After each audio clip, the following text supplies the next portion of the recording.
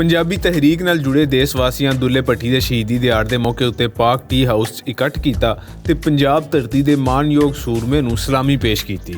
गलबात करन वालियां दा आखना सी कि दुल्ला भट्टी धरती दा ओह अणखी पुत्तर सी जिन्ने ਜ਼ਾਲਮ हुक्मरानां दी अख विच अख पा के अपने लोकां दे हक मंगे। महान पंजाबी सुरमा अखीरले दमां तिकर पूरे हौसले विच रहा, सगों पंजाब दे वाईवानां दे हक्कां लई अकबर बादशाह दे खिलाफ ललकरे मारदा रहा ते इसे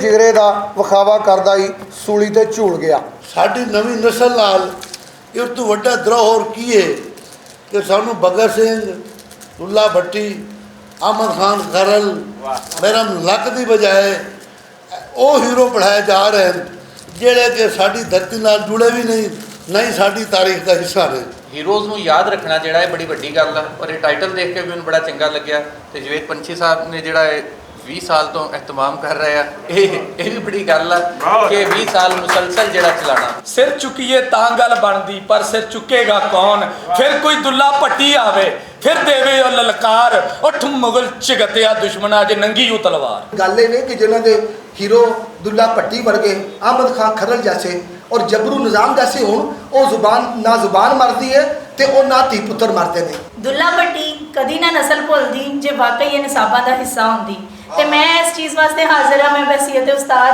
अगर ये निसाब च शामिल होंदी है तो तुसी मैनू हुक्म लाओ, इजाज़त दिओ ते मैं मजमून लिख के देनी हाँ, तुसी वो विच शामिल करो। मैं सारे हीरोआं ते लिखा, उन्हां नूं सलाम पेश करा ते तुहाडे भरावां दा साथ रवे। असीं इंशाअल्लाह इन्हां नूं निसाब दा हिस्सा बनाईए। सानू साडे हीरो भुलते जा रहे हैं ते साडियां नस्लां नूं नहीं पता। इस तरह तो 4 को नस्लां गुजर जान ते सक्के दादे का भी पता ना याद नहीं रहिंदा। ते इहो ही साजिश सी पंजाब के खिलाफ ते असी जिन्हां दरियावां नूं रेत बना दिता गया, सहरा बना दिता गया, ये जिहड़ियां साडियां रगां 'च दौड़दे पए दरिया ने, इन्हां नूं पंजाब दा नां दे के क्यों ना असी पंजाबी दी जिंदगी लई दोबारा तो काम करिए।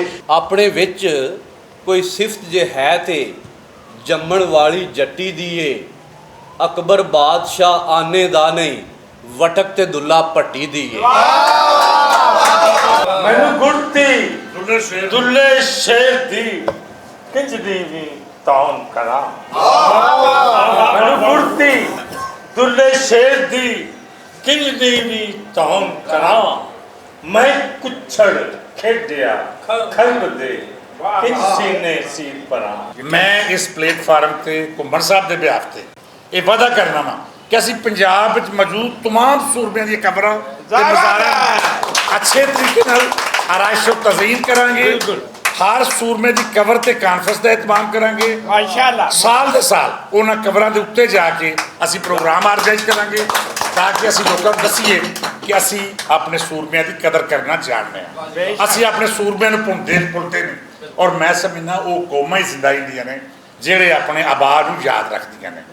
इंशाअल्लाह साढ़े आबा ने इस काज वास्ते, पंजाबी वास्ते, सूफीज़म वास्ते, रवादारी वास्ते, मुहब्बत वास्ते जिहड़ी कोशिश ते काबज की वो सानू किसी होर पासे नहीं मिलती। अज दुल्ले का मतलब है पंजाब नूं बचाना, अज दुल्ले का मतलब है पंजाब की वंड नूं रोकना। जे तुहाडे आउंदियां हुण पंजाब की वंड हो जाती है ते तुसी कहो असीं दुल्ले ते मनण वाले आ? नहीं सरकार, तुसी नहीं फिर दुल्ले नूं मनण वाले।